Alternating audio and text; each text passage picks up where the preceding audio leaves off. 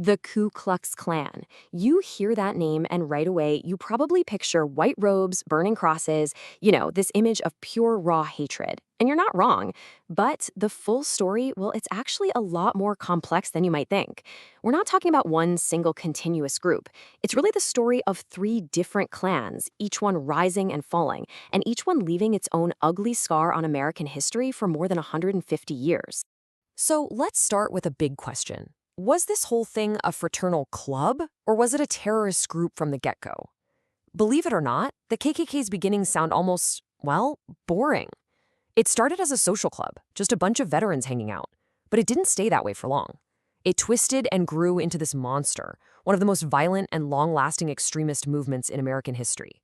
It's a pretty scary look at how easily a social club can curdle into organized terror. Okay, so to really get a handle on this, we've got to break it down into three separate clans. Think of it like three different chapters. First up, you've got the original Klan from 1865, right after the Civil War. It was basically a paramilitary force. Then, fast forward to 1915, the Klan comes back. But this time, it's a huge national, political, and, get this, a financial enterprise. And finally, after World War II, you see this third, kind of splintered revival. All right, let's dive into that first chapter, from prank to paramilitary. We're talking about the very first Klan from 1865 to 1872. The story kicks off in Pulaski, Tennessee, right after the Civil War. I mean, the whole country is in chaos. And in the middle of all this, you've got 6 Confederate veterans who say they're just bored and decide to start a club. So, here's the two sides of the story. On paper, what they claimed was, hey, we're just a fraternal drinking society, a place for veterans to tell stories and pull some pranks. But the reality? It was anything but harmless. Those pranks turned violent fast. They became a full-blown paramilitary force with one single terrifying goal: terrorize newly freed slaves and claw back white supremacy. And let's be really clear about what this was. It was terrorism, plain and simple. We're talking about violence and intimidation to achieve a political goal. The quote here says it all. In lynching an individual, their goal was to intimidate the whole mass. So every single act of violence wasn't random. It was a message. A brutal, terrifying message sent to the entire Black community that said, your freedom, it means nothing. We will destroy any political power you think you have. It was all about control through fear. So how did they do it?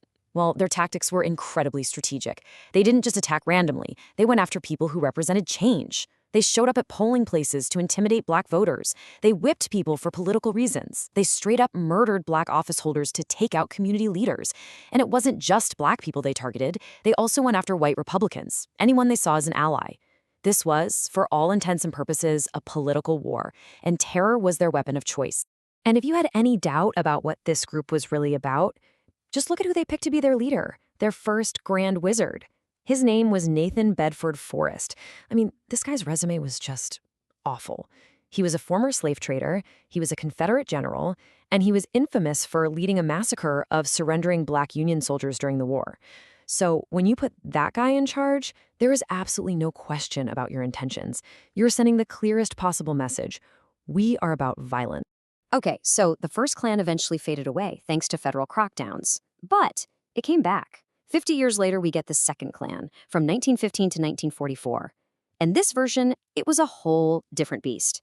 It wasn't just about ideology anymore. This time it was fueled by Hollywood and a surprisingly clever and totally cynical business model. And what was the spark that lit this new fire? A movie, a single film from 1915 called The Birth of a Nation. Now, this movie was a huge deal back then, like a revolutionary blockbuster. But it was also a cultural disaster. It completely rewrote history, turning the Klan's terrorists into heroes, these valiant saviors protecting white America. It was pure propaganda, and it worked. And here's the kicker. The movie got an endorsement from the highest office in the land.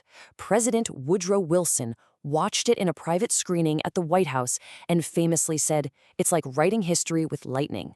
I mean, can you imagine? With the president's seal of approval, this racist propaganda was suddenly seen by millions of Americans as the gospel truth. That one quote gave the Klan a kind of legitimacy that was, frankly, priceless. So this guy, William Joseph Simmons, he sees this movie's success and thinks, there's an opportunity here. He basically turns hate into a business. He sets up a pyramid scheme. Here's how it worked. You want to join? That'll be $10, which is like over $120 today. And the person who got you to join, they get to keep $4, 40% of your fee. All of a sudden, recruiting for the Klan wasn't just about belief. It was a way to make money. And wow, did it work. The results were just staggering. You combine that powerful Hollywood propaganda with a real financial reason to join, and what happens? The membership just explodes. We're talking going from maybe 2,000 members to 300,000 in just a few months. That's an absolutely massive jump. It turned the Klan into a powerful and wealthy force almost overnight. Okay, so let's move into the 1920s, because by this point, the Klan wasn't some fringe group hiding in the shadows anymore. It was mainstream, it was powerful, and it was operating right out in the open, with a really disturbing level of pride. A big reason for their growth was that they expanded their circle of hate. They tapped into all the anxieties of the time. People were worried about immigration, about new ideas, about the country changing. So the new Klan wasn't just anti-Black. No, they added Catholics, Jewish people, immigrants, and communists to their list. Basically, anyone they could paint as un-American. It was a strategy to broaden their appeal by broadening their hate. And because they expanded that list of enemies, their membership numbers went through the roof. At its peak in the mid-1920s, we're talking an estimated 4 million members. Just think about that number for a second. That is a terrifyingly huge chunk of the population. This proves the Klan was no longer just a problem in the South. It had become a truly national movement with a ton of power all across the country. And what do you do with 4 million members? You turn it into real, actual political power. And they did. They got 11 governors elected, 16 U.S. senators, 75 members of the House. They weren't just marching in the streets. They were walking the halls of power. They had enough clout to actually influence national laws, like the deeply restrictive Immigration Act of 1924. That's real impact. But maybe the most chilling part of all this was how normal it all seemed. The Klan in the 20s wasn't just a men's club. No, it was marketed as a family affair. They sold it as this wholesome, respectable community group, a place for everyone. And they did this by weaving themselves right into the fabric of everyday life. I mean, look at this list. They held huge picnics. We're talking for 25,000 people. They had family festivals, beauty pageants, even jousting tournaments. There was a junior KKK for teens. They sponsored weddings and funerals. It was a brilliant and deeply sinister way to hide their violent, hateful core behind a mask of normal, respectable community fun. But this golden age of hate, it couldn't last. And the Klan's collapse was just as fast as its rise. What's really interesting is that it wasn't destroyed by outside forces. No, it crumbled from the inside out, thanks to scandal, corruption, and just plain hypocrisy. And the scandal that really broke the camel's back was just beyond grotesque. One of the Klan's most powerful leaders, a guy named D.C. Stevenson, the Grand Dragon of Indiana, was convicted for the brutal rape, torture, and murder of his secretary. The hypocrisy is just staggering. This is the leader of a group whose whole slogan was about protecting the virtue of white womanhood, and he's exposed as this absolute monster. It completely shattered their public image. So that Stevenson scandal was the tipping point, for sure. But it wasn't the only thing. You had rampant corruption, with leaders getting exposed left and right.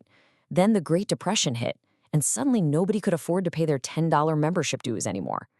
And on top of all that, when Prohibition was repealed, the Klan lost one of its biggest political issues to rally around. It was like a perfect storm that just caused the whole invisible empire to collapse in on itself. All right, so that brings us to the third and final chapter, the post-war Klan and its enduring legacy. After World War II, the Klan tries to make yet another comeback. This time, it's fueled by resistance to the civil rights movement. But this third version was different. It was much more fractured, broken up into smaller, decentralized groups. They were still violent, lots of bombings and attacks, but they were facing a completely different America now. And here's a fascinating twist. Remember how a movie, The Birth of a Nation, helped create the Second Klan? Well, now popular culture was being used to tear it down. In the 1940s, the super popular Adventures of Superman radio show ran a storyline where Superman takes on a group that was, well, it was clearly the Klan. And it worked. It totally reframed them in the public's mind, not as defenders of the American way, but as something fundamentally un-American. The culture had turned against them. So the big national organization pretty much crumbled. It broke apart into all these smaller, much less powerful groups.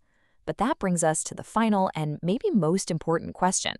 The organization fell apart, sure, but did its ideas ever really go away? The history of the Klan is this chilling reminder of how easily extremist ideas can go mainstream when you mix them with popular culture, money, and political gain. It makes you wonder, doesn't it? What are the conditions today that could allow that kind of hate to seem normal all over again?